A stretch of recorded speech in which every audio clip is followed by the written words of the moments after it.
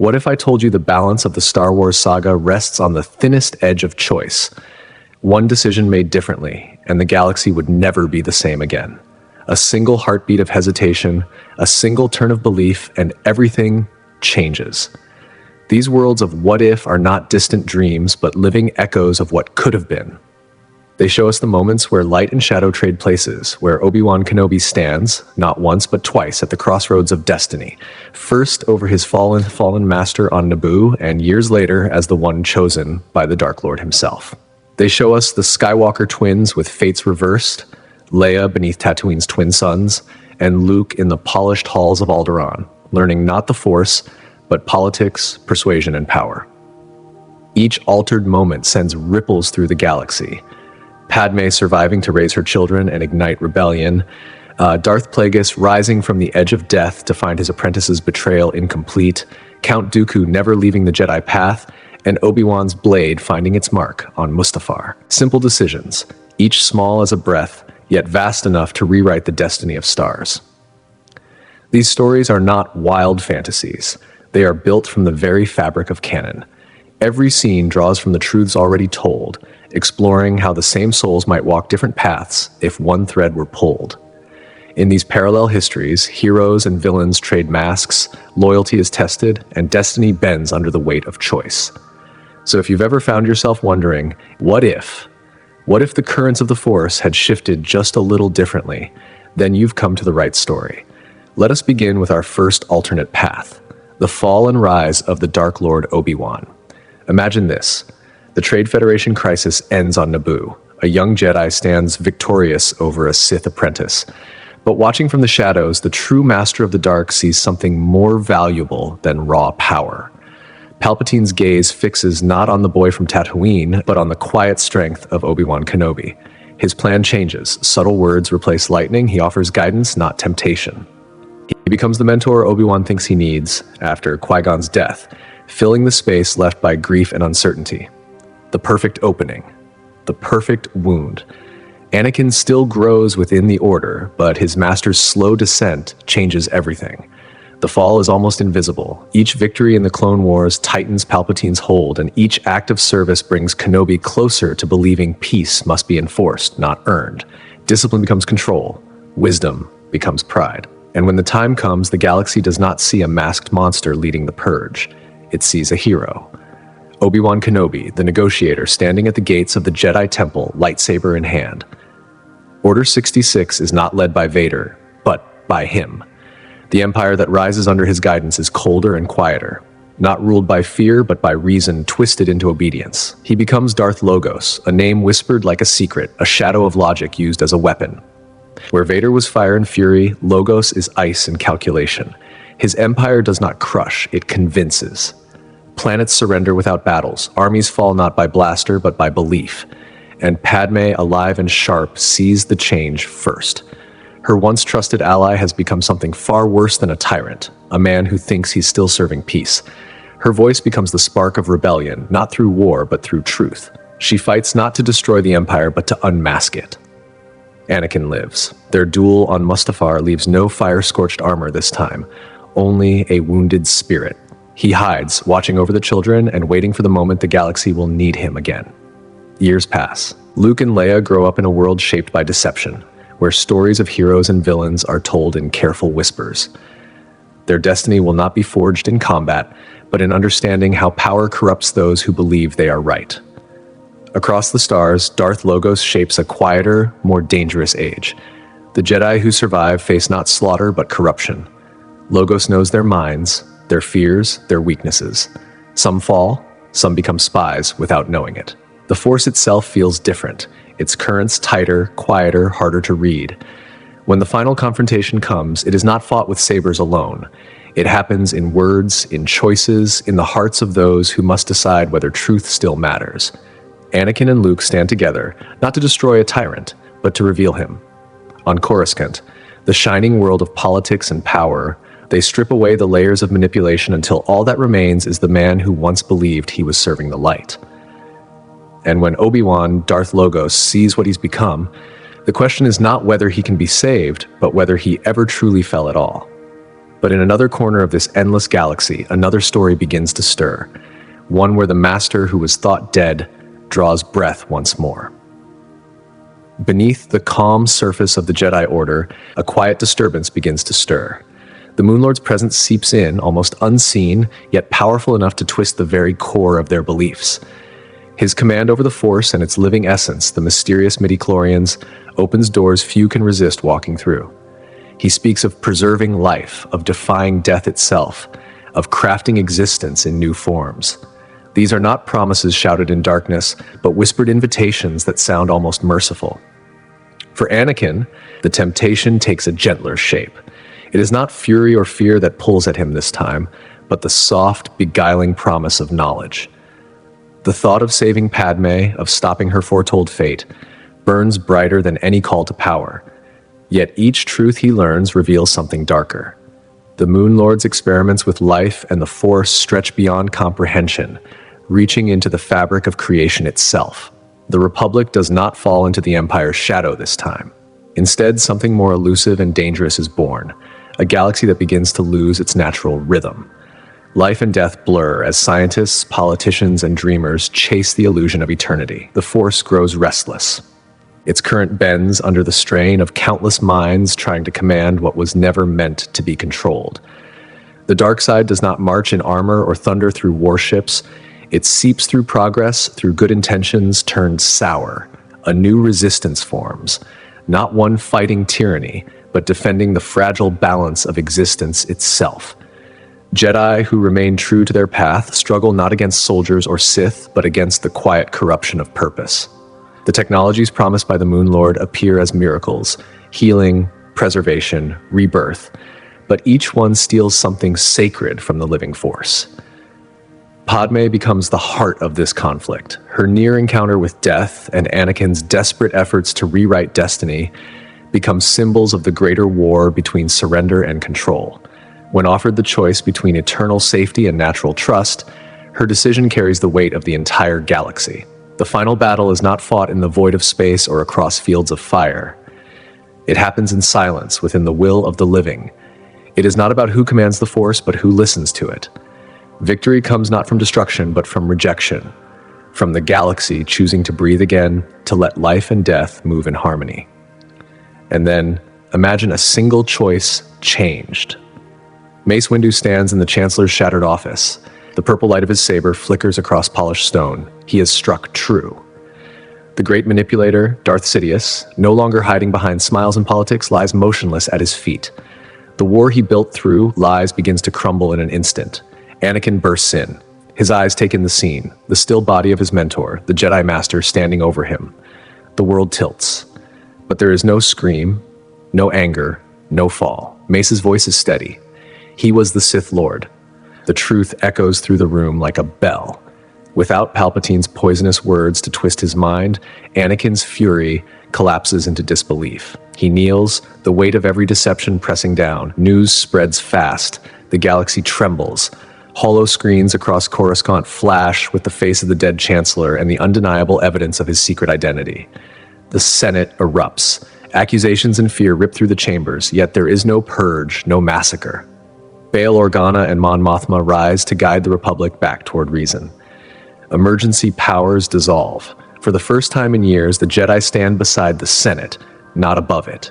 But the danger is not gone. Somewhere in the hidden code of the clone army, Order 66 still waits. The separatists fracture. Some beg for peace, others grasp for power. Scientists race to disarm the fatal command before it can be unleashed. Mace leads missions himself, tracking those who still hold the keys to the old corruption. In one of these moments, Anakin breaks. He confesses everything, his love for Padmé, her pregnancy, the visions that haunted him. The truth spills out like floodwater. Mace listens. The man who once stood as the Order's unbending sword now understands the cost of rigidity. Then we help her, he says, the right way. The Jedi Council divides, voices rising in debate. Their structure, once unshakable, begins to bend. Yoda sits silent, feeling centuries of tradition tremble. Change, long resisted, finally finds its way in. The war doesn't end with fire, but with quiet exhaustion.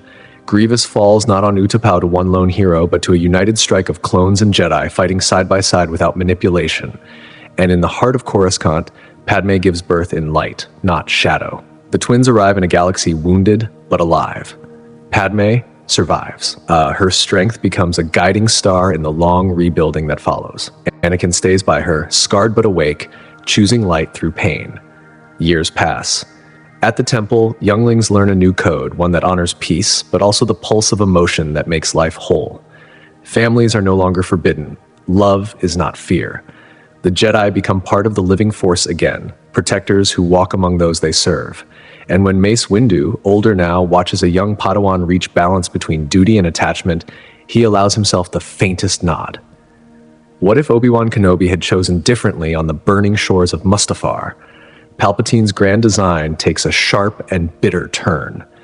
Instead of gaining the perfect apprentice, he loses the one he had chosen to stand at his side.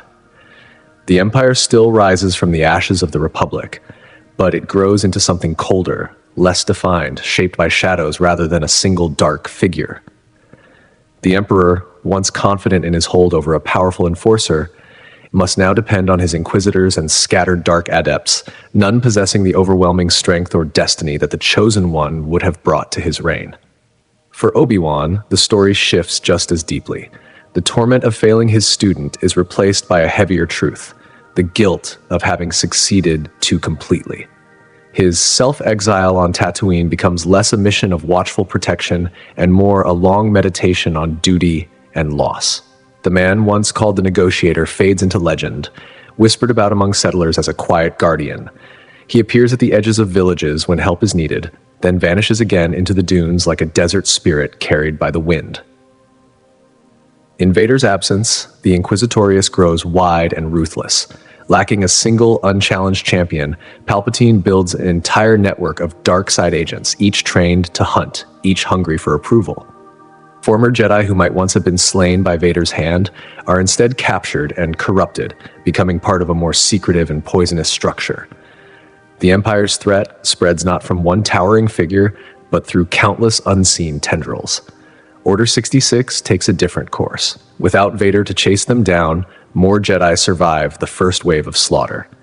Hidden enclaves form in distant worlds, small lights in the dark, always moving, always hunted. The Empire's cruelty becomes quieter but no less terrifying. Gone are the fiery duels and the black armor's echoing breath, replaced by the dread that any officer, any commander, could be touched by the dark side. Fear shifts from spectacle to silence. On Tatooine, Luke Skywalker grows up under a different shadow. His uncle tells him more of the truth, shortened, filtered, but not false. The warnings carry weight because they come from those who knew Anakin Skywalker not as a legend, but as a man. The stories of the Clone Wars, the downfall, the cost of power, they shape Luke's dreams and fears before he ever learns what the Force truly is. The rebellion evolves as well. Without Vader's strategic brilliance leading Imperial fleets, the Alliance wins more often through conventional strength. Yet the scattered web of dark side adepts makes every victory uncertain. Each sector, each command post, hides the chance of betrayal. Palpatine turns this to his advantage, weaving control through suspicion. No longer can rebels point to one symbol of terror. Instead, they face a galaxy where any official could secretly serve the darkness. Fear of Vader becomes paranoia itself, a quiet infection spreading through the ranks of the Empire. Even the Death Star's birth changes. Without Vader's iron presence, progress slows. Engineers argue, systems fail, and deadlines stretch. When the weapon is finally complete, it carries only the cold menace of machinery. Gone is the unseen aura of dread that once surrounded it. The Death Star becomes a tool of destruction, not a vessel of dark will. The Force feels this change. The prophecy shifts. Balance comes not through the redemption of one fallen soul, but through his complete removal from the flow of destiny. The Force ceases to move through a single bloodline and begins to awaken in many. Quietly across the galaxy, small sparks ignite in countless beings, each one a whisper of what was once concentrated in the Chosen One.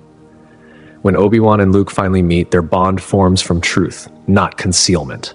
Obi-Wan tells the story without disguise, the fall, the loss, the reason things became as they are. His task is no longer to preserve hope for one man's salvation, but to prepare a young mind to face the truth that even the brightest hearts can turn when burdened with too much power. Luke's fight grows into something larger than blood, larger than legacy. What if Qui-Gon Jinn had survived his duel with Darth Maul? Among all the imagined paths in the Star Wars universe, this might be one of the most captivating. In this alternate timeline, Qui-Gon lives, and that single moment changes everything. He would almost certainly have taken young Anakin as his own Padawan. From what we know of his spirit, his defiance, his deep connection to the living Force, he would have seen the boy not as a threat, but as a promise. Unlike Obi-Wan, whose every move was shaped by the Jedi Code, Qui-Gon believed the Force was a living, breathing energy that required trust more than rules. Under such guidance, Anakin might have learned not to fear his emotions, but to understand them. The boy who once struggled to contain his anger could have found calm through balance, not suppression. Think of how the Clone Wars might have unfolded under that hand.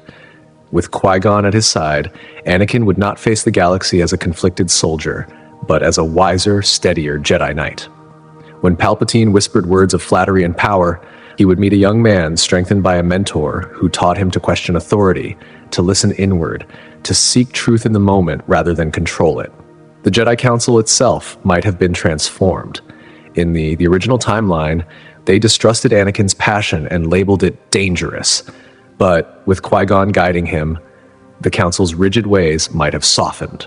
Qui-Gon's open defiance of orthodoxy could have inspired a new generation of Jedi, ones who saw emotion not as weakness but as part of the Force's design. The political game of the Republic might have turned as well. Qui-Gon's sharp intuition, his ability to sense deception, might have pierced Palpatine's careful disguise. His mere presence could have slowed the Chancellor's growing influence, placing a shield between the Sith Lord and his chosen apprentice. Decades of manipulation might have unraveled before they began. And what of Anakin and Padmé? With a master like Qui-Gon, secrecy might have never poisoned their bond.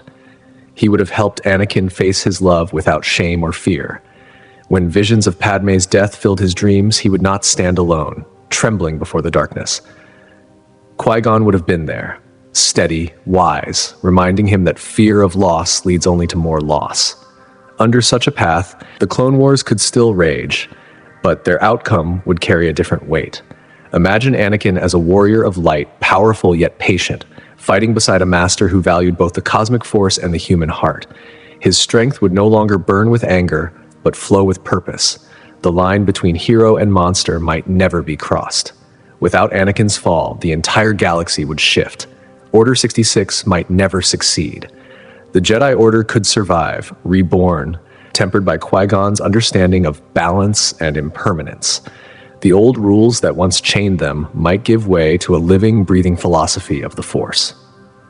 Luke and Leia, in such a world, would grow up not as children of a shattered past, but as heirs to peace. Perhaps they would be raised by both their parents, learning early from a Jedi Order reborn in harmony rather than fear. Their future would carry light untainted by war or empire. The galaxy itself might breathe again. Worlds like Alderaan would thrive. The scars of the Clone Wars could give birth not to tyranny, but to renewal. And yet, the story does not end here. What if, in another strand of fate, the Jedi uncovered the truth of Order 66 before it was ever unleashed? Imagine a hidden moment in the shadows, an investigation sparked by the mysterious death of Master Sifo Dyas, or perhaps by Clone Trooper 5's desperate attempt to reveal what he had found. In a quiet medical wing, a Jedi healer studies a clone's painful headaches and discovers the impossible, a buried chip inside the soldier's mind. Or maybe it is Master Shak Ti, stationed on Kamino, who pieces together the clues Fives left behind. However it begins, the Jedi would face a terrible truth. Their own army had been built to destroy them. From that moment on, the Order would move with absolute secrecy. Palpatine must never know. Hidden clinics would rise in forgotten corners of the Republic. Trusted commanders, Rex, Cody, and others, would have their chips removed in silence. Each one would awaken in horror, learning that their loyalty had been twisted into a weapon. Day by day, a quiet resistance would grow inside the Grand Army. Freed clones would reach out to brothers they trusted, bringing them in one by one while pretending nothing had changed. They would train, march, and salute as before, knowing that any wrong move could trigger disaster. The Jedi's strength would lie in Palpatine's arrogance. In his mind, the trap was perfect, the betrayal certain. While he bathed in the illusion of control, the Jedi would be dismantling his design piece by piece. Across the stars, they would reposition their forces. Chip-free battalions stationed near key systems, loyal clones protecting the Jedi Temple, younglings secretly moved to safety. Every gesture would appear ordinary, every whisper masked by calm. Then the day would come. Palpatine would utter the code, execute Order 66, but instead of slaughter, confusion would erupt. His carefully laid plan would crumble in real time. The temple would stand, defended by Jedi Masters and freed clone allies fighting side by side. And in the middle of it all, Anakin Skywalker. When he learned the truth, when he saw the Emperor for what he truly was, the hand behind genocide and the theft of free will, his trust in the Chancellor would collapse completely, especially after witnessing the Jedi fighting not only for their own survival, but also for the lives of the clones. The political shock would be devastating for Palpatine. Picture the Senate chamber filled with disbelief as the truth comes to light. The hidden biochips, the secret orders, the carefully plotted extermination. The image of the kind, wise leader he had built over years would fall apart before everyone's eyes. Even his most loyal defenders would struggle to justify the deliberate creation of a mass-killing machine. The clone troopers, once seen as tools of war, would finally be recognized as living beings, each with a mind, a soul, a right to choose. Their defiance of their programming, their choice to fight for freedom, would prove their humanity more powerfully than any speech. The Republic, forced to face the truth, would be brought face to face with its own moral failure, the creation and use of a slave army. The Jedi Order, scarred yet surviving, would rise from the ashes changed forever. Their near extinction would demand transformation. They would begin to look deeper, to sense the early signs of darkness, not just in others, but within themselves. The Force would no longer be viewed only as a weapon or shield, but as a living balance between the vast and the intimate, the cosmic and the personal. The Clone Wars would shift dramatically. With the Grand Deception exposed, the Separatist leaders would discover they, too, had been nothing but pieces in Palpatine's game. The war of soldiers would give way to a war for truth. Jedi, clones, and even former enemies joining to hunt down the corruption rooted deep across the galaxy. From the ruins of manipulation, a new republic might rise, cautious, united, aware. Not an empire of fear, but a democracy built from the lessons of survival. The Jedi, tempered by loss and clarity, would evolve into an order wiser and more human. And the clones, no longer remembered as weapons of betrayal, would stand as heroes, the ones who helped save the galaxy they were once made to destroy. Now imagine another world, one shaped by a single, fatal moment on Geonosis. What if Count Dooku had struck down Anakin Skywalker that day? That single act could have unleashed one of the most powerful reactions the Force had ever seen. In that instant, as the Chosen One's life fades, the Force refuses to let its prophecy die. It seeks another bearer. In a surge of energy, it finds Mace Windu. Why Windu? Because his deep mastery of Vapad already marked him as different, a Jedi who could touch the edge of darkness without falling in. Now picture this disciplined warrior suddenly infused with the raw, untamed essence of the Chosen One. His ability to see shatter points, the invisible weak spots of fate and conflict, grows from rare skill to near omniscience. Across the stars, Palpatine feels it immediately, a cold shock of fear. His apprentice lies dead, and his grand design begins to unravel before his eyes. Under this new order, the Clone Wars would unfold unlike anything recorded in history. Windu's strength would be unmatched on the battlefield, but his true power would lie in strategy. His vision would reveal the hidden lines that tied every event to Palpatine's web. Meanwhile, Obi-Wan Kenobi, mourning the death of his student, would bury himself in ancient Jedi records. In those lost writings, he might find traces of forgotten teachings, rare accounts of the Force choosing new vessels. Each fragment would bring him closer to understanding what truly happened on Geonosis. Padmé Amidala, shattered by Anakin's death, would turn her grief into determination. She would work side by side with Obi-Wan, uniting politics and the Force to expose the corruption that poisoned the Republic. And though she would not yet know it, she would carry within her the final legacy of Anakin Skywalker, his unborn children. Within the Jedi Temple, Windu's transformation would send ripples through every level of the Order. Once a strict guardian of tradition, he would now stand as proof that the Force was deeper than their old beliefs. His use of Vapad would no longer be seen as dangerous, but as a doorway to understanding, a method that accepted the existence of the dark without surrendering to it. When the Chancellor at last attempts his final betrayal, the advantage is gone. Windu sees it before it begins. There is no slaughter of Jedi, no temple burning in the night. Instead, Windu leads a strike team straight into the heart of power. This time, the fight ends differently. What follows is not the destruction of the dark side, but its comprehension. Windu teaches the Jedi that balance does not mean silence, it means awareness. Under his leadership, the Order learns to see emotion not as weakness, but as truth. The prophecy of balance is fulfilled not by erasing the shadow, but by accepting that both light and darkness dwell in all living things. Luke and Leia Skywalker are born into this renewed order, children of sacrifice, raised with understanding rather than fear. They represent a new generation of Jedi, wiser, grounded, and open. The Republic endures, changed, but alive. The Jedi, guided by Windu's vision, stand not as distant mystics, but as true guardians, protectors who finally understand both sides of the Force. But imagine if that story took another turn.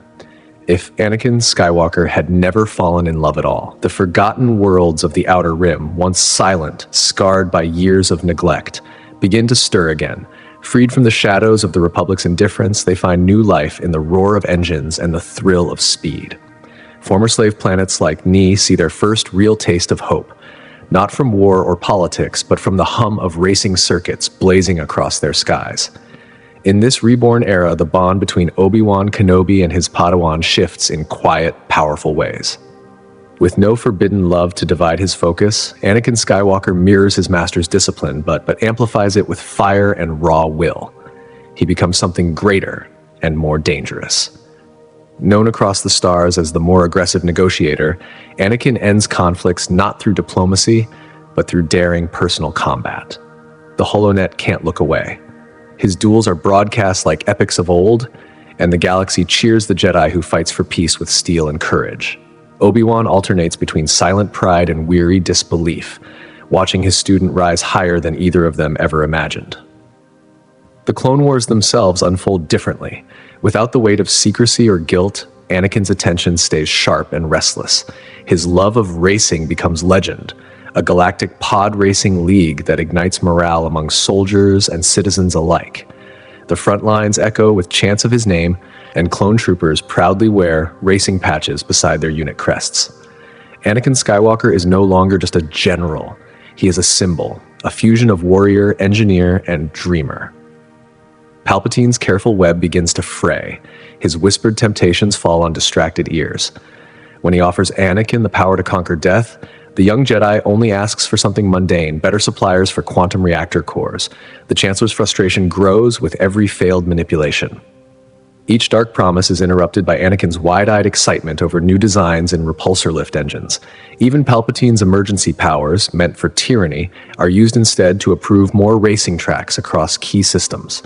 Without the turmoil of forbidden love, Anakin becomes something rare, a stable, creative Jedi who channels passion into progress. He turns invention into meditation. Younglings begin to learn that controlled curiosity and the joy of building can serve the light as surely as stillness and silence. Across the galaxy, change takes root. The racing circuit becomes not just entertainment, but an engine of equality. The need for skilled workers brings opportunity to forgotten worlds. Prosperity starts to replace slavery, not through rebellion, but through the quiet revolution of shared purpose. When Palpatine at last reveals himself as the hidden Sith Lord, he finds his intended apprentice preoccupied, tinkering with starfighter blueprints, not ancient evil. The grand design collapses. The Clone Wars end not with a purge, but with discovery. In the middle of a proposal for a massive new racing complex, Anakin's audit of banking records exposes the corruption at the heart of the Republic. His technical obsession, his endless need to check the numbers, unmasks the Sith's centuries-old plot. So the galaxy never meets Darth Vader. Instead, it meets Anakin Skywalker, Jedi Master, engineer, and the founder of the Outer Rim Racing League. His legend becomes more than heroism in battle. It becomes a movement. Across systems, young Force sensitives grow up believing that passion doesn't have to burn the world down. It can light the way forward. The prophecy is fulfilled in a form no one expected. Balance is not won by sword or flame, but by creation. The dark side's promise of control fades as the galaxy finds purpose in something greater. Connection, invention, and shared wonder. The Chosen One's true destiny was never to destroy the Sith in combat, but to make their allure meaningless by giving everyone a better dream to chase. And far from these shining circuits, on the burning plains of Utapau, a different fate takes shape. What if that final battle between Obi-Wan Kenobi and General Grievous did not end as history remembers? What if, as fire consumed his mechanical lungs, the general's body split open like a dying star, releasing the core of his consciousness into the chaos of war? While Obi-Wan walked away, believing justice had been served, a small, nearly invisible pod streaked through the smoke, carrying what was left of Grievous. His hate, his cunning, his will to survive. Within days, deep in the shattered remains of Separatist space, loyal scientists recover the fragments. They rebuild him, stronger, faster, colder. The new Grievous rises from the ashes of defeat with armor forged from Cortosis alloys that can turn aside even a lightsaber's fury. His every system is built for survival. His silence becomes his weapon. While Darth Vader begins his hunt for the Jedi, Grievous begins his own. Where the Empire moves in thunder, he moves in silence. Jedi vanish one by one, their sabers added to his growing collection. The first time Vader meets him on the storm-racked fields of Mimban, the galaxy trembles. Two machines, once men, driven by pain and purpose, clash with a fury that shakes the skies. Neither wins, but in that moment, the galaxy learns a terrible truth. The Emperor does not command all power. Grievous refuses allegiance. Dooku's cause died long ago, and he serves no master now. Instead, he builds. In hidden foundries, his followers forge a new generation of machines. Sleek, efficient, merciless. They do not fight for empire or rebellion, but for the perfection of design. His creations spread across the stars, forcing every army, every government to evolve or perish. Gone is the coughing monster of legend. What remains is pure purpose, an intelligence that no longer dreams of conquest, but of transformation. The line between flesh and metal blurs. Some whisper he has begun uploading himself into new bodies, building a network of minds that can never truly die. And in the farthest reaches of the outer rim, where the stars burn dim and lonely, there are stories of a figure cloaked in smoke and light, moving with impossible grace, silent as the vacuum itself. The general who once stared straight into the heart of death and calculated every move to survive. What if that man never turned back? What if Darth Vader never found the light again? What if, on that cold and fateful day aboard the second Death Star, he made a different choice? He stands in silence as the Emperor's lightning tears through his sun. The air fills with the sound of crackling power, the echo of Luke's fading cries. Every second of pain burns away the last fragile trace of Anakin Skywalker. When Luke finally falls still, the Force itself trembles. The final bridge between father and son turns to ash, and the man once called Anakin is gone forever. Deep within the forests of Endor, Leia feels the loss before word reaches her. Her brother's death crashes through her like a storm. For one blinding instant, her mind opens completely to the Force. In that moment of unbearable clarity, she understands it all. Luke is gone. Her father chose the darkness, and she alone must carry the light. The burden is heavy, but destiny rarely offers mercy. The Battle of Endor twists from a daring chance at freedom into a tragedy written in fire. Without Luke to distract the Emperor, Palpatine's focus sharpens to a knife's edge. His dark command flows through the Imperial fleet like blood through veins, guiding every movement with inhuman precision. On the forest moon, the Rebel strike team is crushed. The shield generator never falls. The Death Star stands untouched, a fortress of destruction ready to burn the stars. In the aftermath, Vader kneels before his master. Palpatine's smile is thin and cruel, the smile of a man who has finally won. His apprentice stands unbroken, loyal at last. The doubts, the compassion, the echo of a name long buried, all gone. The rule of two has reached perfection, master and apprentice united by shadow, unchallenged by weakness. Together their power becomes something unseen in any age of the Sith. The galaxy changes overnight. The purge that follows is merciless. Worlds burn, voices vanish, and resistance turns to whispers. Leia vanishes into the void between stars, smuggled away to a forgotten world. On Dagobah, among the mist and roots, she finds something unexpected, the waiting spirit of Yoda. His form shimmers like light through water. Her training begins, but this is no ordinary path. Grief becomes her teacher. Necessity shapes her strength. She learns not through the calm discipline of the old Jedi, but through survival and pain. Her power grows wild, sharp, and unbound by ancient rules. Leia becomes something new, part leader, part warrior, part force of nature. Neither Jedi nor Sith, but something born of both. Meanwhile, the Empire enters its greatest age. Vader and Palpatine rule not as rivals, but as two halves of the same dark will. The Emperor, secure in his apprentice's obedience, shares secrets that had been buried for centuries, rituals, histories, truths that even the ancient Sith feared. Vader's connection to the dark side deepens beyond all limits. His strength becomes a living storm, his presence enough to bend weaker minds to silence. Years pass. In the hidden corners of the galaxy, Leia's son grows up beneath the shadow of his grandfather's empire. Ben Solo is raised not on tales of glory, but on the story of loss, the uncle who died to save him, the father who chose darkness, the mother who never stopped fighting. He trains in his mother's strange new way, where the Force is not light or dark, but a weapon forged in purpose. His anger toward Vader runs cold, deep, and disciplined. It is not fury, it is focus. The Empire evolves with time. From its heart rises a new order, the Imperial Knights. Force-sensitive soldiers, trained in the dark arts, sworn to absolute loyalty. Beneath the rule of two, a pyramid of power forms, every level feeding strength upward to the masters who rule it all. Palpatine's ultimate design unfolds without failure or betrayal. The Empire spreads beyond the known stars into the forgotten regions where old Sith ruins wait. Their secrets are awakened, their power harvested. The galaxy becomes a place ruled not just by fear, but by belief in the eternal night.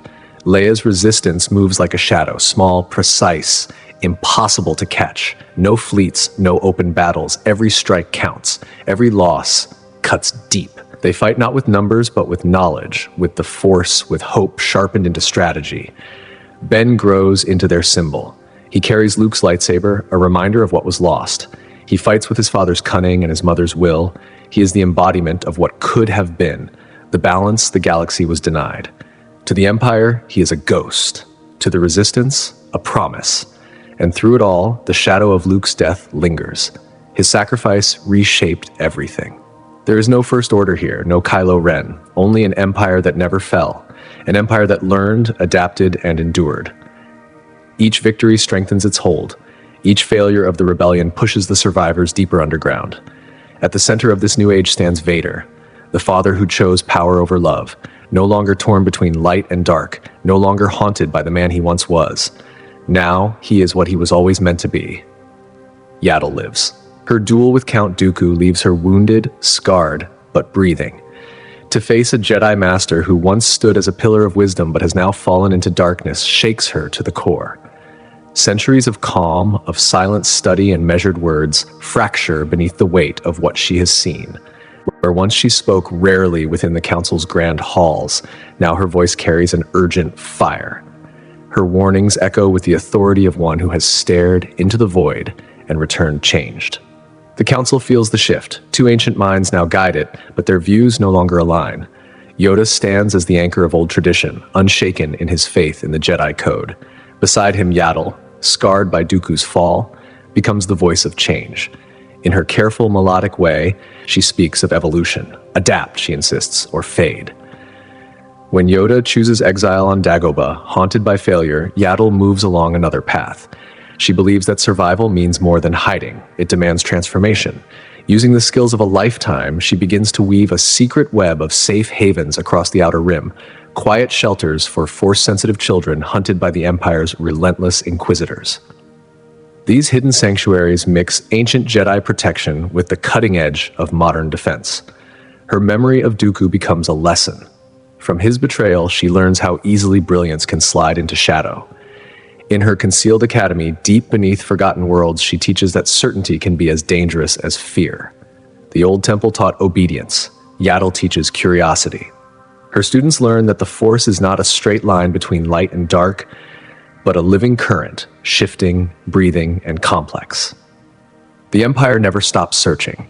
Stories begin to spread of a small green figure appearing at the edges of battle, spiriting children away before the Inquisitors can find them. Some whisper that she has mastered new ways of bending the Force, ways that hide entire lives from detection. Others believe she can reach across the galaxy through the Force itself, linking survivors, guiding them unseen beneath the Empire's gaze.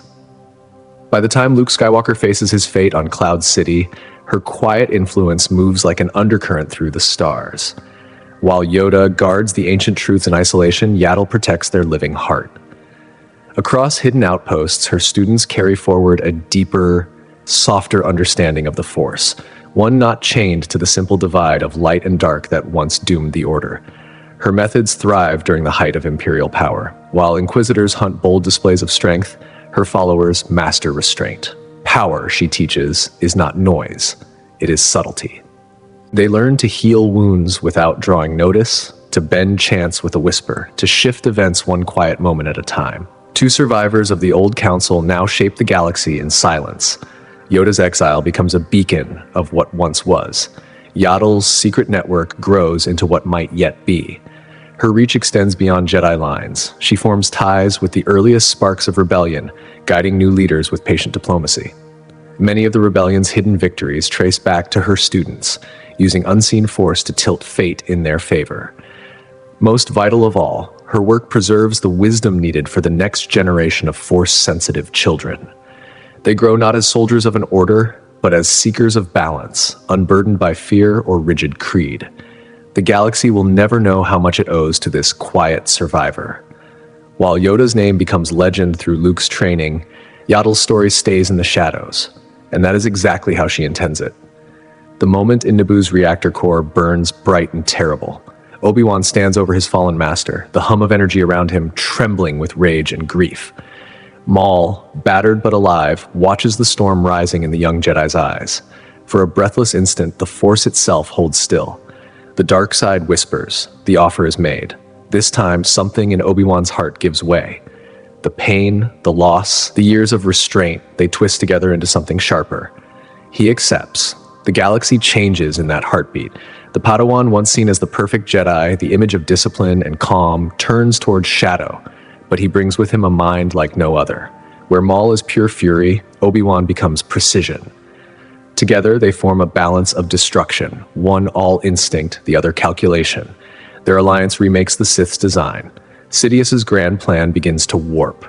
No longer is Maul a tool to be discarded. With Kenobi at his side, he becomes indispensable. The Jedi Order reels. Two of its greatest hopes are lost. Qui-Gon dead, Obi-Wan corrupted. Inside the temple, suspicion spreads. Kenobi's deep knowledge of its defenses becomes a weapon in enemy hands. Security reforms follow, sowing fear and division among the Council. Sidious watches his empire of deceit bend beneath the strain. The rule of two falters, for Maul and Kenobi share no master and apprentice bond. They are equals in darkness, a union of purpose that threatens the old Sith order itself. Young Anakin Skywalker, untrained and alone, returns to Tatooine. With no mentor to guide him, his destiny takes another path, one wild, untamed, and unpredictable. The prophecy of balance begins to twist into something neither Jedi nor Sith can foresee. The tension in the stars tightens. Sias has no choice but to push his grand design forward, forcing the galaxy into war far earlier than he planned. The Clone Wars erupt ahead of schedule. In this new timeline, Obi-Wan Kenobi and Maul move unseen, silent architects shaping the chaos. Their minds and blades form a shadow empire of strategy and fear. Where Count Dooku once led with pride and theatrical grace, this new alliance strikes with quiet precision. Every assault is a masterpiece of timing. Every retreat, a trap. Kenobi's cold intellect merges with Maul's raw ferocity, creating a war machine neither Jedi nor Sith could predict. Even Sias finds his control slipping as their influence spreads beyond battlefields into the very heart of galactic politics. Kenobi's once noble gift for diplomacy twists into a weapon. His silver tongue, once meant for peace, now manipulates whole systems into betraying the Republic. The same understanding that once made him a master negotiator now becomes poison in the veins of democracy. One by one, loyal worlds fall, not to armies, but to carefully woven lies. Their power grows deeper still. Together, they reshape the very language of the Force. Maul's violent precision fuses with Kenobi's measured defense to create techniques no temple had ever recorded. Their duels become dark symphonies, grace and brutality entwined. To young Jedi, the echo of a double-bladed hum alongside a single blue blade is no longer a legend. It is a warning. Their partnership evolves beyond rivalry. Maul's rage finds purpose in Kenobi's planning, while Kenobi's restraint draws power from Maul's fury. They move as one. Kenobi the strategist, Maul the executioner, each amplifying the other's strengths. Together, they perfect the art of destruction. When Sius finally sheds his mask and reveals himself as Palpatine, the galaxy faces not 2 Sith Lords, but 4 dark powers entangled in a web of betrayal. The ancient rule of 2 collapses into chaos. Apprentices and dark adepts rise from every shadow, each carving their own path through the storm. The Jedi are hunted by an enemy who knows them too well. Led by the fallen Paragon they once revered, they face tactics and truths born from their own teachings. Kenobi's mastery of Jedi philosophy becomes the very instrument that cuts the Order apart. His fall gives shape to a darker future. Those who follow the shadow learn not only to oppose the light, but to understand it, to twist it, to use its strengths against itself. The doctrine of darkness evolves. Centuries later, his name still carries weight, not as the patient master who once guided Anakin Skywalker, but as the strategist who reshaped the dark side into something far more dangerous. His story is preserved in the temple archives as a warning etched in sorrow. Even the brightest light, if cracked by loss, can burn the galaxy instead of saving it. And so, in this altered chain of destiny, as one tale ends, another begins. The stars shift over Tatooine, and choices are made that will change everything again. What if Obi-Wan Kenobi and Bail Organa looked upon the Skywalker twins and made the opposite choice? 2 suns cast their long, golden shadows over young Leia. The child of moisture farmers, she stares toward the horizon with restless eyes, filled with the same unspoken yearning her father once felt. She dreams not of harvests or chores, but of flight. While Anakin once raced through canyon walls at breakneck speed, Leia becomes known across Anchorhead as the best bush pilot anyone has ever seen, though her aunt worries endlessly. Across the stars, in the marble halls of Alderaan's royal palace, young Luke Organa grows into his title as prince. His easy smile wins over the court, his warmth bridging divides even adults cannot cross. Under Bail's patient guidance, he studies law, diplomacy, and the burden of leadership. His mother, Queen Breha, nurtures his empathy, shaping a heart that seeks peace in every corner of the Republic. The swap between destinies creates new currents in the Force. Leia's sensitivity surfaces quietly, not in showy duels or blinding speed, but in intuition. She feels moods before words are spoken, senses danger before it arrives. Old Ben watches from the dunes, recognizing Padmé's spark alive within the girl's defiance and compassion. In the shining Senate chambers, Senator Luke Organa becomes a voice for the voiceless. His speeches stir hearts, his calm conviction moves even the cynical. Leia's fire burns within him, but tempered by a strange, luminous calm. Without knowing why, he can read people to their core, sensing their truth beyond politics. Then fate turns again. When an Imperial probe discovers signs of the Force on Tatooine, the Empire descends. Leia's quiet life ends overnight. She rescues a mysterious old hermit, Ben Kenobi, and learns the truth about her bloodline. Her hands, built for fixing engines, soon wield a lightsaber. Her reflexes are sharp, her instincts sharper. She becomes a pilot, a fighter, a spark of rebellion born from the same fire that once burned in Anakin Skywalker. The Death Star crisis begins to take shape, but this time, when Prince Luke Organa is seized by the Empire, it is not the warrior of legend who comes for him, but his twin sister. Across the cold silence of space, their reunion feels like a heartbeat, 2 halves of the same spirit pulled together by something greater than either of them can name. But this Leia is not the fairy tale's rebel princess. She carries the instincts of a fighter who learned to survive in the cracks of the galaxy. Her strength is not granted by title or prophecy, but earned through scars, hunger, and the quiet fire that never died inside her. When she moves through the chaos of battle, she is calm, focused, unstoppable, steady like the dry winds that shaped her home world. In the blinding chase through the Death Star's trench, it is not a boy from a farm who carries the fate of the rebellion, but a young woman from Tatooine. She hears the old master's voice within her mind, calm, patient, telling her to let go and trust what she cannot see.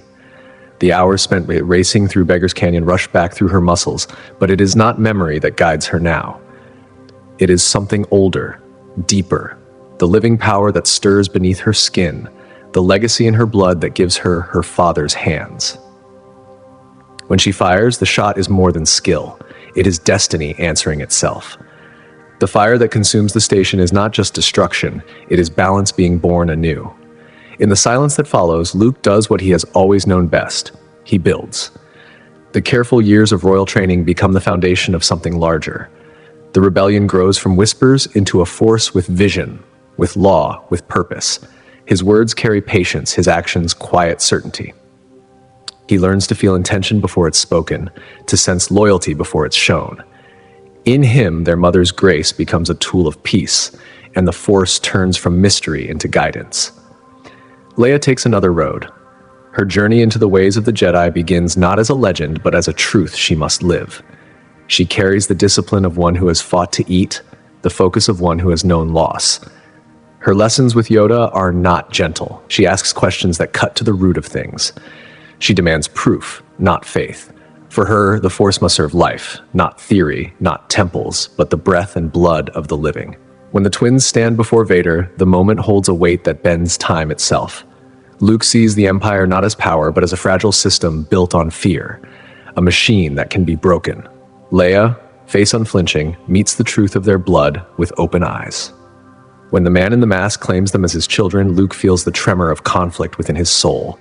Leia feels a deeper pain, the ruin of a myth, the fall of a father she never knew.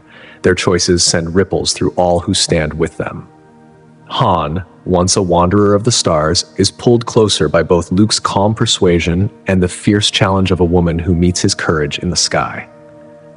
Lando, smooth and clever, learns the cost of charm when facing one who can sense the truth behind his grin.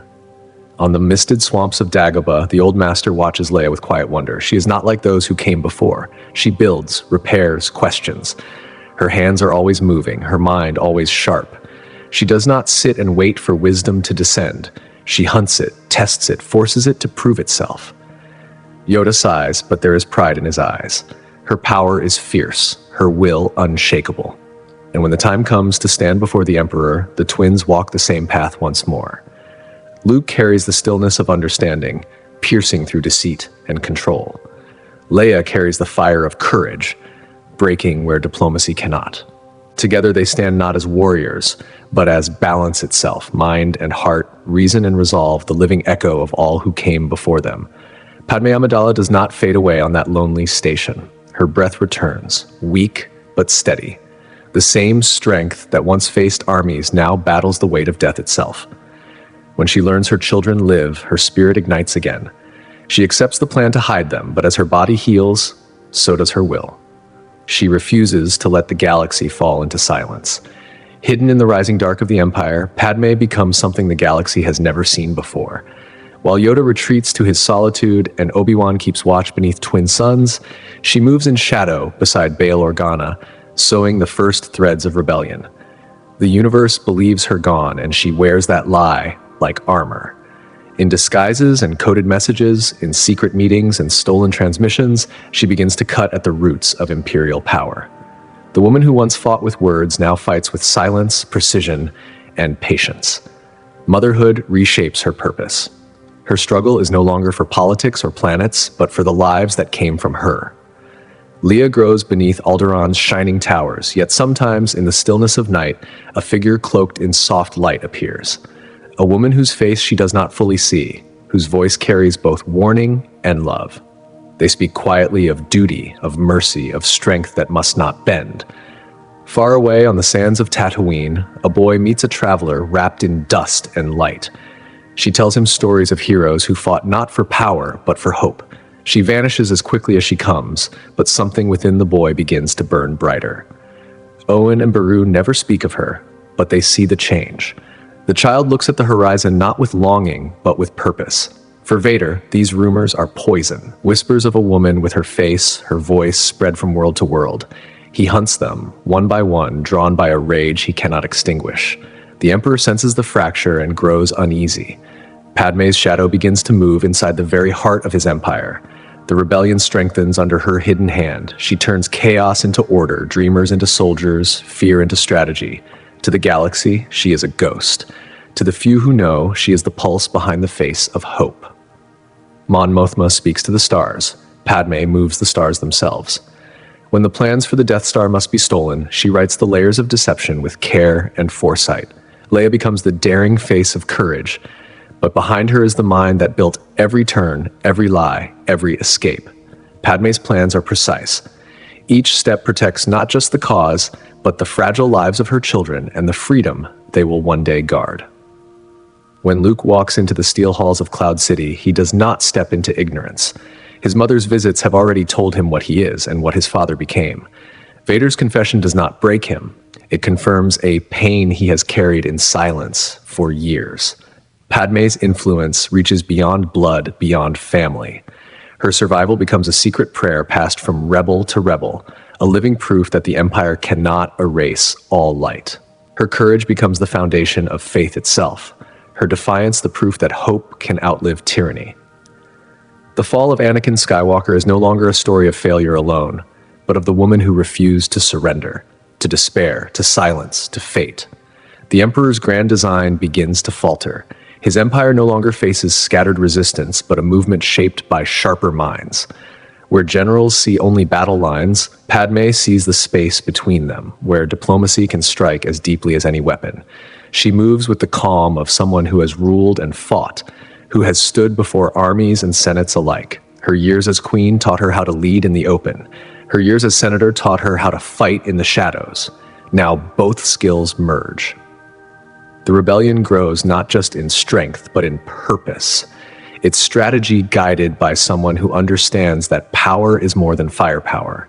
It is the ability to make others believe in something greater than fear. When the last confrontation burns above Endor's skies, it is no longer only a duel of generations, but of truths. Padmé's survival changes everything.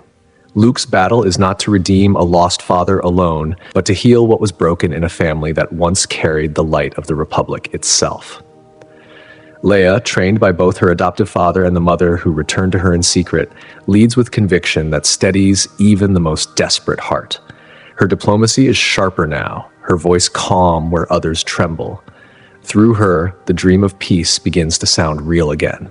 And for the first time, someone who truly knew Anakin Skywalker. His laughter, his rage, his gentleness stands to witness his final moments. Padmé alone carries that memory in full. She knows the hero who saved worlds and the shadow who crushed them. When she passes this truth to her children, it is not as a warning, but as balance. Hope, tempered by reality. Love, shaped by loss. But elsewhere, far from that final battle, another story unfolds. One that shifts the galaxy in quieter but deeper ways. Count Dooku never falls. The path that once led him to darkness bends instead toward endurance. He stays within the Jedi Order, a voice of reason and reform rather than rebellion. His sharp mind and unshaken belief in the Order's purpose keep him anchored. The years teach him patience, not pride. On the Council, his presence changes the tone of every debate. His words challenge complacency but never divide. When corruption in the Republic begins to rise, Dooku does not walk away. He fights to rebuild the ideals that once gave it life. His bond with Qui-Gon Jinn becomes the bridge between old and new ways. Together, they speak for a gentler strength, a faith that the Force can guide without commanding. When the Naboo crisis erupts and Qui-Gon discovers the boy from the desert, Dooku's counsel sways the Council toward compassion. Anakin is accepted, not as an exception, but as a test of their willingness to change. With Dooku still among them, the Order learns to question without fear. The boy's training reflects this new balance. Discipline guided by empathy, power shaped by understanding. The duel with Maul unfolds differently. Better preparation, better unity. Qui-Gon survives, scarred but alive, his strength tempered by near loss. Together, he and Dooku become mentors, not just to Anakin, but to an entire generation of Jedi, learning to adapt to a galaxy that no longer fits old certainties. Without Dooku to serve as the puppet of the Sith, Palpatine's careful web begins to fray. The Separatist cause, robbed of its most charismatic champion, splinters into smaller factions. There are still wars, but not one great war. The Republic bleeds, but it does not break. Dooku's influence keeps lines of negotiation open, turning what would have been total collapse into a tense but living balance. His insight into politics and power helps the Jedi see what they once ignored. They no longer serve blindly. They watch, listen, and act with awareness of the systems around them. Palpatine still moves behind the curtain, but each manipulation meets resistance he never expected. Anakin grows under three masters now: Obi-Wan's discipline, Qui-Gon's intuition, Dooku's intellect. From them, he learns not only how to fight, but how to think. The rigid absolutes that once doomed him soften. He sees the gray between loyalty and duty, between emotion and control. The seeds of darkness still exist, but they find no easy soil. Within the Jedi Temple, reform takes quiet root. Dooku's continued friendship with Master Sifo-Dyas changes the course of prophecy. When Sifo-Dyas speaks of war, his warnings are heard. The creation of a clone army is watched, debated, and guided by the Order itself. The hidden traps within it are discovered early, the invisible chains broken before they can tighten. The Republic's corporate powers, the banking clan, the Trade Federation, find fewer shadows to hide in.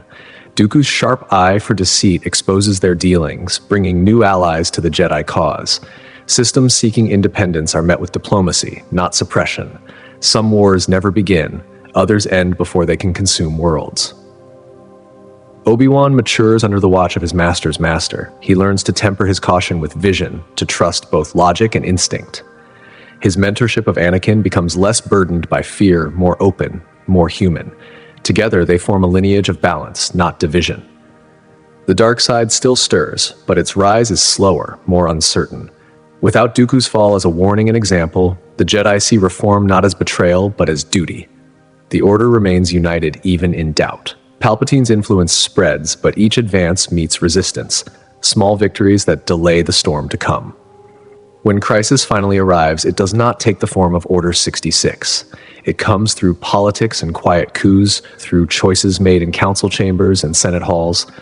The Jedi, wiser and less isolated, stand ready. Their strength is no longer measured in armies, but in insight and unity. The Sith, hiding in plain sight, find themselves fighting an enemy that refuses to shatter.